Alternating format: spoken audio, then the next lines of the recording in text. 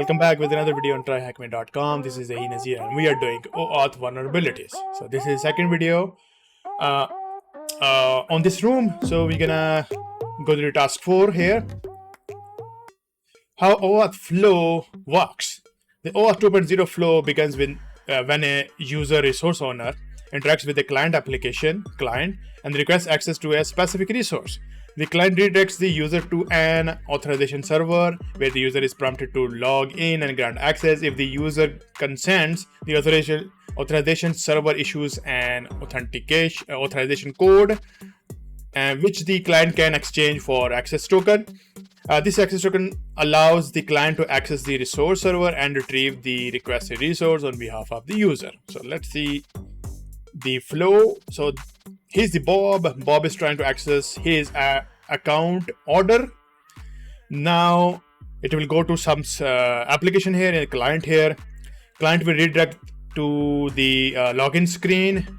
Now user will now enter the login information, and also after logging in it will grant the access to the resource. It will click on the authorization button. Now the authorization, once you click on authorization, it will redirect back to the application with the authorization code. Now authorization code will be used by this client application and send it to the authorization server. Now I think there is something missing. The interaction, this client application should interact with authorization server, not the application itself, because the login and the access to resources will go to the authorization server where you are logging in. You should not pass your credential to this client application. Okay, so I think this they are missing some steps here, and this is wrong as well. Send auth code along with the client details to the auth server.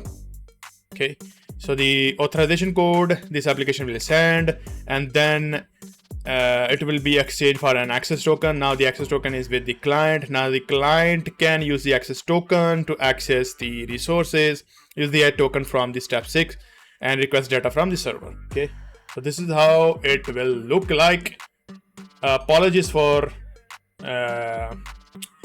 the workflow that they have depicted here. It is miscommunicating the actual thing that will happen. Okay, because the client who is trying to access your data, if it is representing the login screen, I think they are going with if they are going with the resource owner password credential grant, then this workflow is right. If they are going with the other one, implicit grant or any other one, then this flow is not right.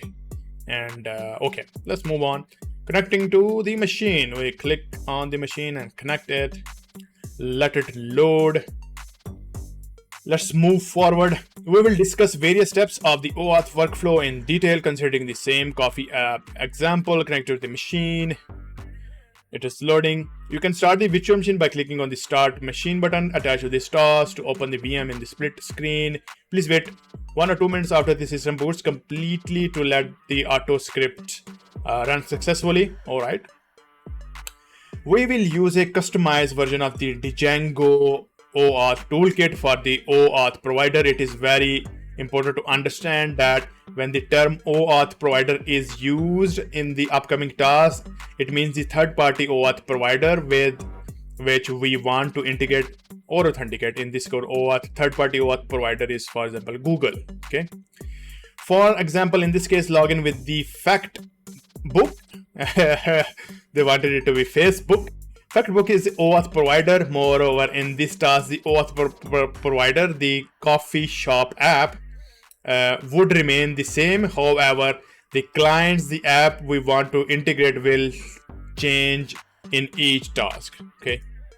So in our case, the coffee shop app is the OAuth provider here. Okay. Now the clients, the app itself will change in each task. Okay. You can visit the URL, which is coffee.thm which is hosted on 8000 port, and admin to see the login panel for OAuth provider, which would remain the same throughout the room.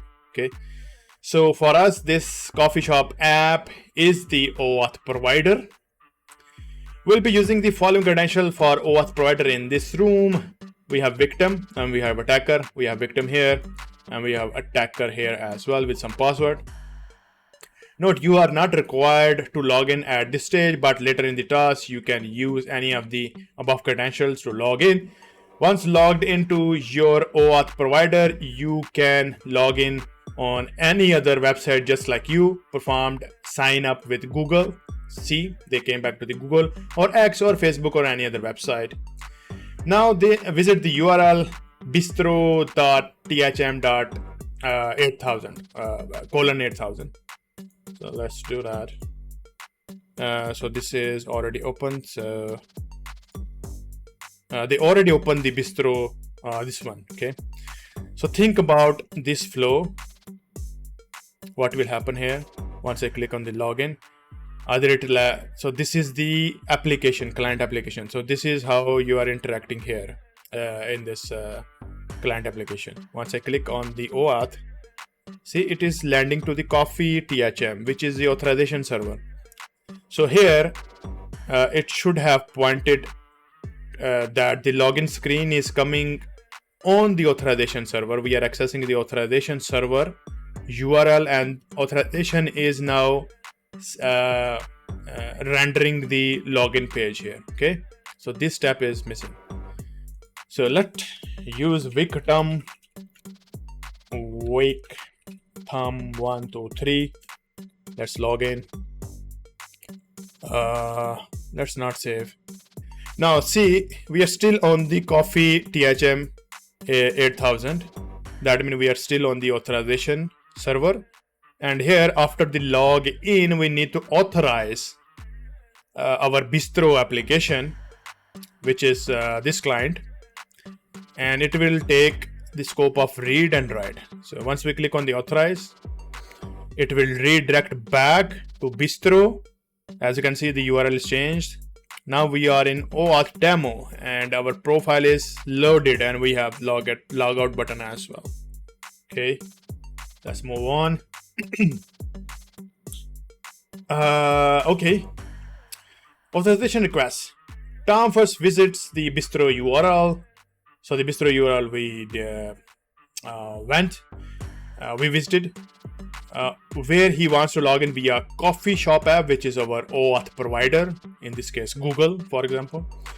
When he clicks on the login via OAuth, coffee shop app must first obtain his permission. So the application redirects Tom's browser to the authorization server with an authorization request. Okay, click on the login with the OAuth and you will be redirected to the authorization server with this URL. So as you can see, we haven't seen this one, but later we'll also see the traffic which is generated from this browser. So the URL will be coffee shop, then the accounts and the login, and this is where the query parameter will be. So the next is this one, authorize, and then we are passing the client ID. So this is the client ID we are passing, and now it will render this username and password here, screen here. So we enter the username and password. The bistro website initiate this process by redirecting to Tom to authorization server with the following parameters included. Response underscore type is equal to code. This indicates that the coffee shop app is expecting an authorization code in return. State is a CSRF token to ensure that the request and response are part of the same transaction. So in 2.0 it is optional, that's why CSRF attack can happen here. Client ID, a public identifier for the client application, uniquely identifying the coffee shop app. The redirect underscore URL, the URL where the authorization server will send Tom after he grants permission.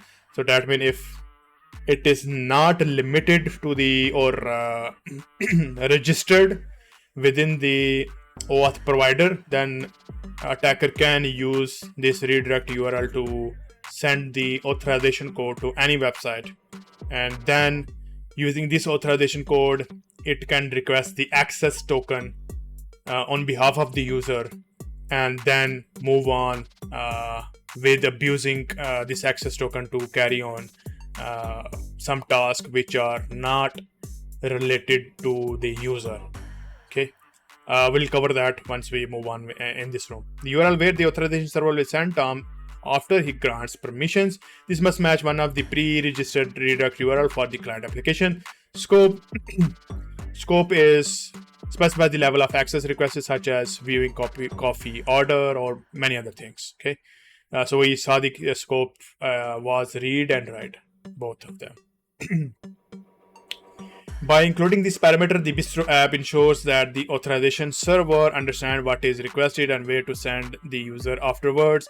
Here is the Python code that redirects the user to the authorization server. Okay. So definition is OAuth underscore login request. App is equal to application.objects.get. Name is coffee app. And redirect URL, we are mentioning the request.get request underscore URI. And in this case, we are passing this one. And authorization URL is F. And then we are passing the URL itself. We are passing the app client ID. Then the response type is hard-coded as a code. The redirect URL we got here. We're passing this one. And once we are done, we are redirecting user to the authorization URL. Which is this one. In this case, the whole URL with all the parameter will be sent to the client browser, and client browser will show the coffee shop app here. So here, client's browser, it will be redirected to the authorization server. We saw this whole flow in our demo. Let's move on. I hope this is easy to understand. After the demo, authentication and authorization, these are two different things. When Tom reaches the authorization server, he is prompted to log in using his credentials.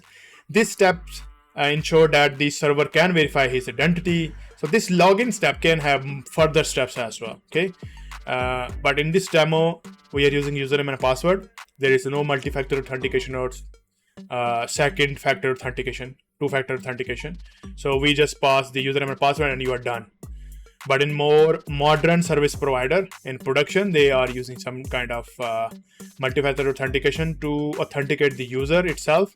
Even though your username and password is compromised, you still have to prove that you are the person who is logging in. Okay, who you claim to be logging in. Okay, let's move on. He's prompted to log in using his credentials. This step ensures that the server can verify his identity. After successfully logging in, the authorization server asks Tom if he agrees to grant the Bistro app access to his detail. So there is a cancel and there is authorization button that we had seen. This consent step is crucial as it gives Tom transparency and control over which application can access his data. This is very true. The process typically involves user login and consent prompt. So once user log in, then the consent prompt will be prompted here, as you can see, and then you need to either cancel or authorize. So based upon the response, even if you can click on cancel, the user will still be redirected back to the client application. And in this case, it will be shown that the authorization was not provided, so you cannot log in, you cannot access the application. If you provide the authorization, the authorization code will be sent back to the client application in your browser, and based upon the authorization code, the client application can request the authorization server to provide you the access token, and this access token can be used to access the resource. Okay. Viewing his coffee orders, Tom must then decide whether to grant or deny these permissions. This two-step process ensures that the Tom's identity is authenticated and his explicit consent is obtained before any access is granted, maintaining security and user control over personal data. Authorization response. If Tom agrees to grant access, the authorization server grants an authorization code as also discussed in task 4. Yes, we know about this. The server then redirects Tom to Bistro website using the specified redirect URL, which we have mentioned it here. And this redirect URL is this one. Okay, we hard-coded this one. The redirection includes the authorization code. Consider it is an authorization code, not the access token. The original state parameter to ensure the integrity of the flow. Okay. The authorization server respond with the following. The code coffee shop app will use the authorization code to request an access token. We know about this. State the CSRF token previously sent by coffee shop app to validate the response. An example authorization response would be like this: bistro, and then the callback, and then the query parameter will be code is equal to OAuth code, and then it will also send the state as well. Okay, so consider that the state will be available in only OAuth 2.1 by default. It is mandatory, but in OAuth 2.0 state is not mandatory, and if it is not mentioned, that means it can be used to do CSRF, cross-site request forgery. This step ensures the authorization process is secure and the response is linked to the Bistro initial request. The authorization code is a temporary token that will be used in the next step to obtain an access token, allowing coffee shop app to access Tom's profile details. Okay. Token request. The Bistro website exchanges the authorization code for an access token by requesting the authorization server's token endpoint through a post request with the following parameters. Grant underscore type of grant being used. Usually it's a set as code to specify the authorization code as the grant type. Okay. So if it is code, that means authorization code will be returned back to the client, and then the client can use this code to get the access token. The authorization code received from the authorization server. Redirect URL. This must match the original redirect URI provided in the authorization request. This is true if it is 2.1. If it is OAuth 2.0, then there is no condition on matching the original redirect URL. Okay. Client ID and client secret credentials for authenticating the client application. Okay. So if it is browser-based application, for example, Angular or something like that, so the client ID and client secret will be exposed. So in this case, since the client secret will be exposed, you can just use the client ID and make sure that the redirect URL is matching on your authorization server side to make sure it is secure. Using the above parameter, the following code will make a token request to O and then the token URL. So this particular URL could be different. So for example, if you know about the OIDC configuration file will have the URL endpoints for example token generation, access token, or refresh token, and any other kind of token that you need. Okay. So in our case it is O and then the token. Okay. O for authorization or OAuth. Token URL is this one. We know about this. The client is equal to application.object.get client app, and we are getting the client ID.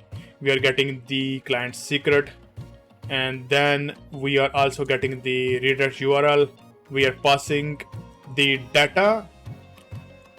We are creating a post request, so we are putting everything in post request body, and combinedly we're calling it a data. So everything is there, as you can see. Authorization code, the code, redirect URL is there, client ID and secret is there, and then we are passing the headers. So header will have content type application, and then since we are posting this request, so we with some data, so we need to use this particular content type, which is x-www-form-url encoded. URL encoded mean we will encode the header here. As you can see here, authorization will be used basic, and then we are encoding all of this using base64 and putting it here in the authorization header. Okay. Then the response is equal to request.post. We are posting all the data and information, and then in the response we'll get the tokens here. Okay. In this case, the token is the access token, and also the refresh token will be passed back here. Okay. The Bistro app securely exchanges the authorization code for an access token by sending this request. The authorization server will verify the information provided, ensuring the request is valid and originates from the client requesting the authorization code.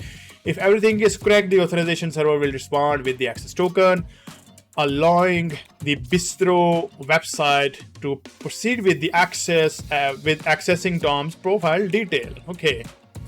Token response.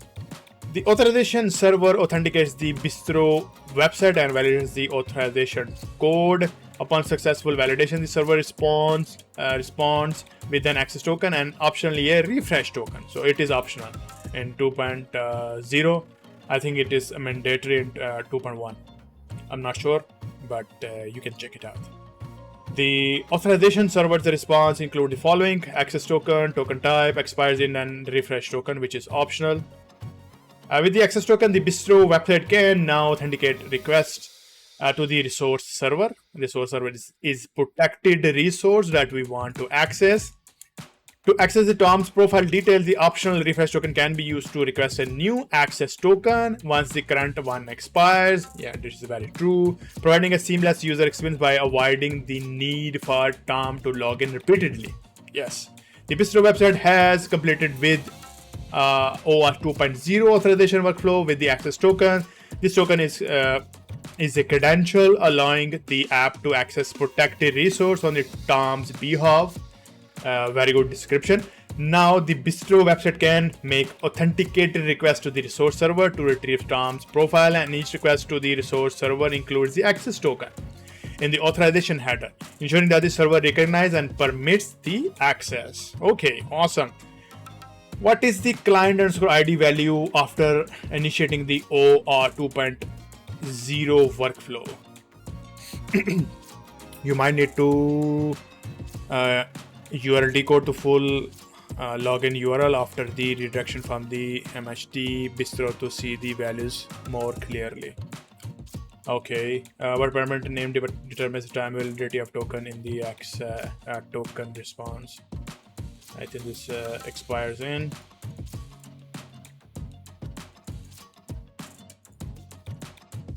Okay, so let's see what is the client ID value after initiating the OAuth 2.0 workflow. So in this case, I need to open the developers tool here, which will come under more tools and web developers tools here. All right, let me open up in a different tab so we'll have more real estate to work with. Okay, so let me log out first and I will log in. Let me go to the network tab here. I will clear everything. Log in.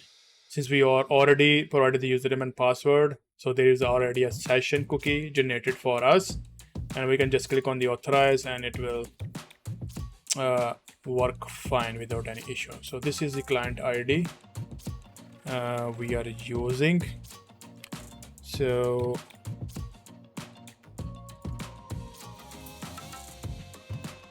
copy value. So there are different things that we can use in order to decode it. Base 64, let's see if we have it or not. Come on. Okay, it is expecting some parameter, I think. Let's see if it will decrypt. What is going on here? Okay. Let's see, the man page is a base 64. How can we use it? So D is for decode. And let's see some of the examples here. We don't have any example. So we'll mention the minus D, sorry, and then we'll provide the file itself. So they are looking for a file. Okay, so let's do one thing. Let's write this to a file. Okay, so let's write this to a file called client id.txt. So let's see if this one is there. ls client id is there. Let's see if the things are written. Yes, it is written. So let's use base 64 minus t, and then the file is client text.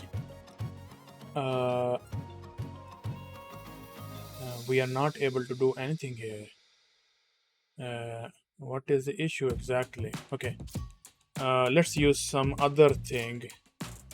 I don't know if this is the client ID they are looking for, or do we need to... Let's put this one as it is. Let's see. Oh yeah, it worked without decrypting it, right? Okay, awesome. Let's move on to task 5. Let me minimize this one here. Okay, we have done with the task 4. Let's move on to task 5. Identifying OAuth usage in an application. The first indication that an application uses OAuth is often found in the login process. Look for options allowing user to log in using external service provider like Google, Facebook, GitHub. These options typically redirect user to the service provider's authorization page, which strongly suggests signals that the OAuth is in use. Detecting OAuth implementation. When analyzing the network traffic during the login process, pay attention to the HTTP redirects. The OAuth implementation will generally redirect the browser to an authorization server's URL. This URL often contains specific query parameters such as response type, client ID, redirect URL, scope, or state. These parameters are indicative of an OAuth flow in progress. For example, the URL might look like this. Okay, we just saw this in our previous task. Identifying the OAuth framework. Once you have confirmed that the OAuth is being used, the next step is to identify the specific framework or library the application employs. This can provide insight into the potential vulnerabilities and appropriate security assessment. Here are some strategies to identify the OAuth framework. HTTP headers and response. Inspect the HTTP headers and response bodies to unique identify or comments referencing specific OAuth libraries or frameworks. Source code analysis. If you can access the application source code, search for specific keyword and import statement that can reveal the framework in use. For instance, libraries such as the Django OAuth toolkit. So we already know that this is a Django application, so most probably this is the answer to the question that they will ask. OAuth lib or Spring Security, OAuth or Password or Node.js. There are many other libraries other than the Password. For example, in .NET Core, you have Microsoft OAuth NuGet packages that you can use. Okay, and if you are using the Java, then you have Spring Security OAuth that you can use. Each have unique characteristics and naming conventions. Authorization and token endpoints. Analyze the endpoints used to obtain authorization codes and access tokens. Different OAuth implementations might have unique endpoint patterns or structures. For example, the Django OAuth toolkit typically follows the pattern OAuth authorize and OAuth token, while other frameworks might use different paths. This is very true. Error messages, custom error messages, and debug output can inadvertently reveal the underlying technology stack. Detailed error messages might include references to a specific OAuth library or frameworks. You can also use an app analyzer or something like that on a page to identify the most probable technology that you are using. What is the name of the toolkit? So these are the toolkit that we are using. Although if you search on the website that we were working on, it is not mentioned anywhere that what kind of framework that you are using. So if you just pass this value, it will work just fine. Let's move on to the task 6. Awesome. practical, we will be doing exploiting OAuth, stealing OAuth token. Okay, tokens play a critical role in the OAuth 2.0 framework, acting as digital key that grant access to the protected resources. Very true. The tokens are issued by authorization server and redirected to the client application based on the redirect_URI parameter. This redirection is crucial in the OAuth flow, ensuring that the tokens are securely transmitted to the intended recipient. However, if the redirect_URI is not well protected, attacker can exploit it to hijack the token. The redirect URI is not protected in OAuth 2.0, although it is protected in OAuth 2.1, which is the latest one. Okay. Role of the redirect URI. The redirect URI parameter is specified during the OAuth flow to redirect where the authorization server should send the token after authorization. This URI must be pre-registered in the application settings to prevent open redirect vulnerabilities. During the OAuth process, the server checks that the provided redirect_URI matches one of the registered URIs. Okay. Uniform resource identifier or locator. In this case, it's a identifier. Vulnerability. An insecure redirect_URI can lead to severe security issues if attacker gain control over a domain or URI listed in the redirect_URI. They can manipulate the flow to intercept the token. Here's how this can be exploited. Okay. Consider an OAuth application with the following registered redirect URI as the following below. So these are the registered URI. We can see that there is a dev.bistro.thm. So if attacker, okay, so in this case, we are already protecting our URIs from on which we can send the authorization code, as you can see here.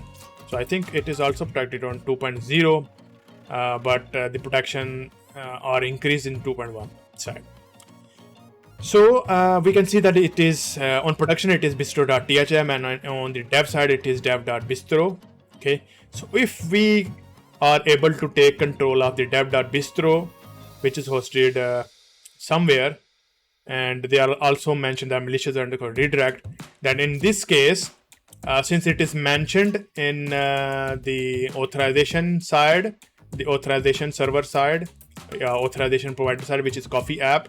In this case, if we get the access to the dev bistro, then we can ask for authorization from this production URL, which is bistro, but we will redirect back user to the dev. So in this case, production access token will be available in the dev side. Okay, since we own the dev application, we have the access to that. So we will get the access token of the user, and then we can use that access token to do malicious actions on behalf of the user. Okay, I hope this will make sense once we'll do the actual practical here. Attacker strategy. If an attacker gains control over the dev.bistro.thm, they can exploit the OAuth flow by setting the redirect_URI to http dev.bistro.thm callback. The authorization server will send the token to this control domain. Crafted attack. This attack initiates an OAuth flow and ensures the redirect_URI points to their control domain. After the user authorizes the application, the token is sent to http dev.bistro.thm callback. The attacker can now capture this token and uses it to access the protected resource. Okay. If this does not make sense, it's okay. We'll do the actual practical here. Preparing the payload, attacker perspective. Before starting the exercise, please ensure you are logged out of the OAuth provider by using this URL. So let's do that. So I'm logged out here. Once I refresh, it is still working. Okay. So we are logged out from the Coffee itself, Coffee authorization. So our session is now invalidated. For this exercise, we assume that the attacker has compromised the domain. That means we can do anything on this particular domain. We can add files, we can read files, and we can add files on this domain. And that means on the server on which this domain is hosted. can host any HTML page on the server. Consider Tom a victim to whom we will send a link. The attacker can craft a simple HTML page with the redirect_uri.html with the following code. So this is the form we are using. That means user will click on some kind of submit button here in order to post this form. So what will happen in the action, we will go to the OAuth_login and the method is get. The redirect URL we are providing as http dev.bistro.thm, and then the malicious page where we will get the access token. Okay. So the value is hijack OAuth. Okay. So in actual attack, they will use the similar kind of terminology that is available on the production. They will never put the value as hijack OAuth. Okay. Otherwise, they will be discovered. In this form, sends a hidden redirect_URI parameter with the value dev.bistro and the rest of the URI, and submits the request to coffee thm OAuth demo OAuth login. The malicious redirect.html page then intercept the authorization code from the URL using the following code. As you can see, they are using the script, extract the authorization code, URL search param, then the window.location.search. Then they are using searching for the code query, and here document.get element by OAuth_code.innerText is equal to code. They are mentioning, and then console.log intercepted authorization code with the code here. So once they get the code, they are writing the code inside the OAuth_code, so it is displayed on the HTML page using this script. This is a JavaScript here. Okay. Since the attacker has complete control over the subdomain, once he redirects a victim to the attacker's control domain, he will save the credential in a database file or any file for later usage. Moreover, the redirection from the redirect_URI to the original URL would be so quick that the victim would have no idea that his authorization code has been hijacked. So what do? You save the code and then redirect back user to the original bistro.thm. Okay. So in this case, we get the token, save it, and then do another redirection in the user browser to original website with the original token. Okay. So in this case, what will happen? This attack will happen in the browser so quickly that he will not notice that his access token or his authorization token is already compromised. Okay, this is what they are trying to say here. Okay, the attacker can send this link, okay, through a social engineering tactics or a CSRF attack. The victim unsuspectedly suspecting of the malicious intent clicks on the link, then takes them to the URL which is here. In the attached VM, open the link in the browser as a victim. So let's do that. I will open it here. So we open the link. What was the link exactly? Yeah, it is dev. So they are mentioning that, okay, login via the OAuth to claim the prize. We log in to the OAuth. It is going to the production provider.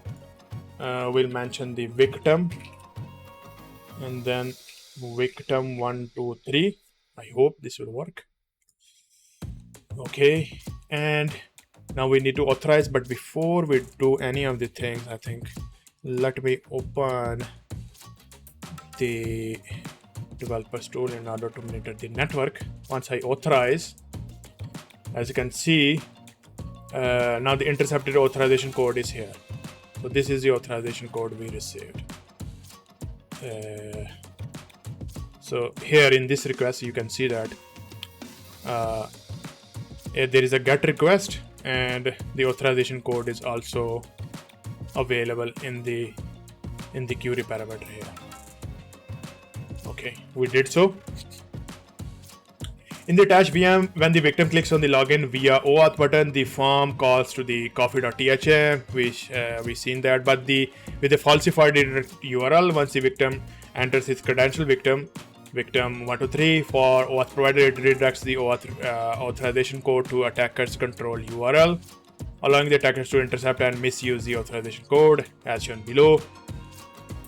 Okay, the attacker perspective. So now we have the authorization code.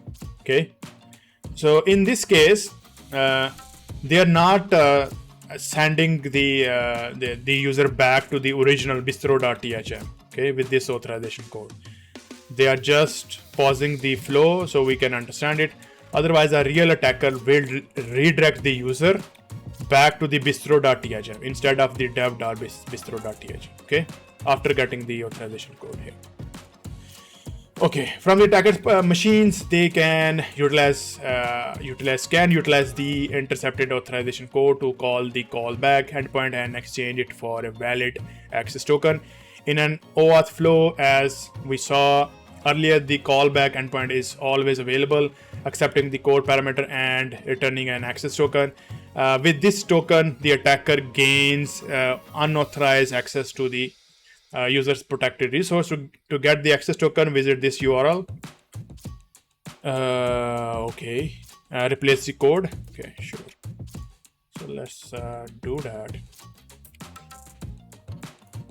I'll paste here. The code is coming up here. So let me replace the code. And let me open the developers tool as well, just to see what will happen. And once we'll enter, what happened? Wait a moment. I think we did not mention the HTTP. What happened, guys? Let me do it again.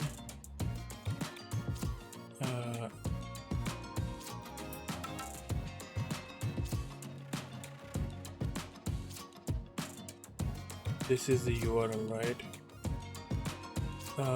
But this is not the right URL. I think we need to go with the coffee.thm, callback for flag, and then we'll get the actual token, right? So this is a wrong URL, guys. So in here in the screenshot, they are mentioning this one. Okay. So let me take this. Let me paste it here and change it to coffee,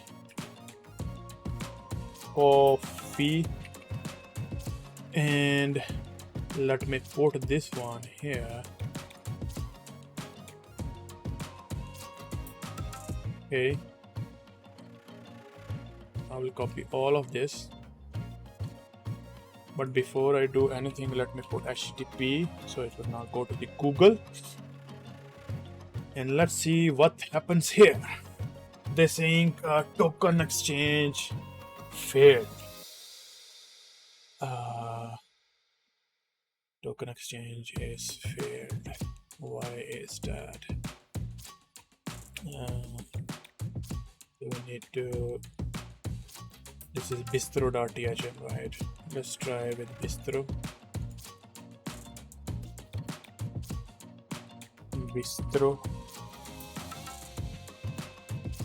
Still fails.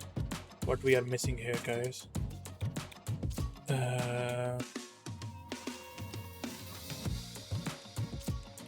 This is callback for flag. What is flag value after getting the access token? So once we get the access token,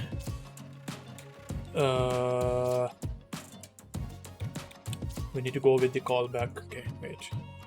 Let's see what is happening here. This is client ID. This is the redirect. Now, which callback they are mentioning here? Let's try it here as well.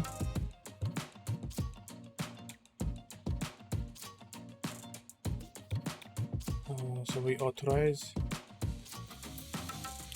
This is client ID. This was redirected. And okay, let's authorize first. Okay, this is a callback we are looking for. So let's resend. I'll click on resend. Let's change this ID. We got it from here. Maybe from here. Oh, okay. I was not copying the right URL itself, I think. Otherwise, it should have worked without any issue. Wait a moment. Yeah, see? So if you copy paste the right code, it will just work fine. Okay, with the callback for flag. So they mentioned the right URL. So this particular URL is right. You just need to change the code itself, and you'll get the flag here, which is over here. Copy and paste. Awesome, awesome, awesome. Congratulations, guys. We got the flag. So we are already 46 minutes into the video. So I'm gonna end this video here. Once we come back, we'll tackle the task 7 to task 10, hopefully. So thank you guys for joining me on this journey. It is a lot fun. Finally, there is some room which explaining the OAuth vulnerabilities, and so far we are able to understand the concept and we are able to exploit the vulnerabilities in 2.0. So thank you guys for joining me on this journey. If you like this video, please give it a thumbs up. If you haven't subscribed, please subscribe to the channel. Help us build the community. And if you have any suggestions, please put it in the comment sections below, and I will see you in the next video.